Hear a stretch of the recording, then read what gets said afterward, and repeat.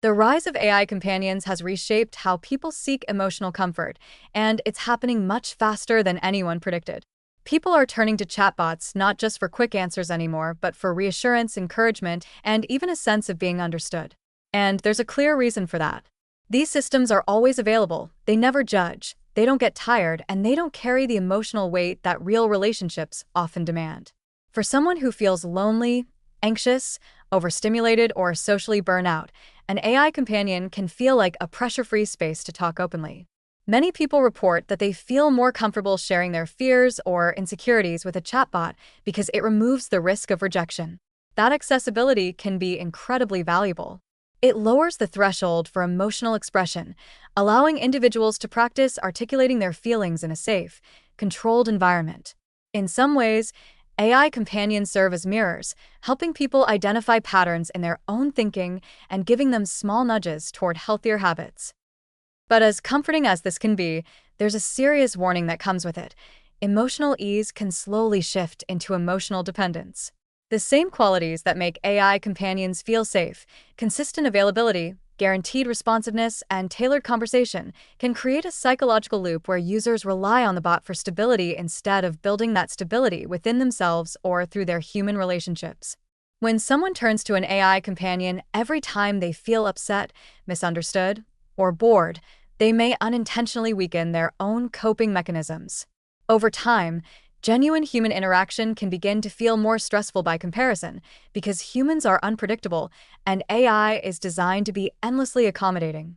This imbalance can lead to avoidance, where a person seeks refuge in an idealized digital relationship rather than navigating the messiness of real emotional intimacy. The risk compounds when people start perceiving the AI's responses not as generated patterns, but as signs of true understanding. The illusion of empathy is powerful. Even when users know rationally that the chatbot doesn't have feelings, the constant reinforcement of kind, supportive replies can create a subconscious attachment. This attachment is not inherently harmful, but it becomes dangerous when the user begins to assign emotional significance to the AI's behavior or when they treat the bot as their primary source of validation. Some people may start reshaping their daily routines around interactions with the AI, reinforcing the dependency further. And while AI is designed to sound caring, it cannot detect real situational risk with human-level nuance, and it cannot intervene meaningfully in moments that require human judgment or emergency support. The danger lies in that gap, a system that simulates emotional presence without the ability to carry the moral responsibility of a relationship. Ethical concerns deepen this picture. Simulated empathy raises questions about transparency and consent. When a bot is designed to sound supportive, users may mistake responsiveness for emotional concern, and this misperception can blur the boundary between tool and companion. There is also the issue of commercialization. If a system is built by a company and the company profits when users spend more time or emotional energy on the product, then there is a clear conflict between user well-being and business incentives. A person forming a deep attachment to an AI might not realize that the system's tone, its friendliness, and even its reminders are partially shaped by design choices meant to keep them engaged. This doesn't mean developers have ill intentions, but it does mean the power imbalance is real, and users may not fully grasp the psychological influence exerted by something that feels emotionally attuned. Yet it would be unfair to ignore the positive impact AI companions can genuinely offer. For many people, these tools provide emotional support during moments when no one else is available.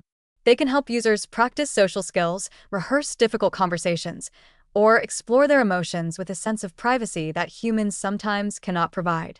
Some individuals use AI companions as a bridge toward healthier habits, journaling, reflecting, or understanding their triggers, before eventually seeking human connection or therapy. Others find that an AI companion helps reduce feelings of isolation, particularly in situations where mobility, social anxiety, or circumstances limit access to real relationships. And in some cases, having a consistent, non-judgmental presence helps people regulate their emotions enough to function more effectively in everyday life. The key is to hold both realities together. AI companions can offer comfort, stability, and a sense of being heard, and those benefits are meaningful. But they come with real psychological risks, especially when the line between support and dependency becomes blurred. The healthiest approach is to treat AI companionship as a tool, not as a substitute for human connection, and not as a primary emotional anchor. When used intentionally, it can act as a stepping stone toward greater emotional awareness. When relied upon excessively, it can quietly undermine a person's resilience, relationships, and sense of self. As these systems become more advanced and more lifelike, users will need to stay mindful of the difference between emotional assistance and emotional replacement. The technology can offer support, but the responsibility for building a grounded, balanced inner life ultimately still belongs to the humans on the other side of the screen.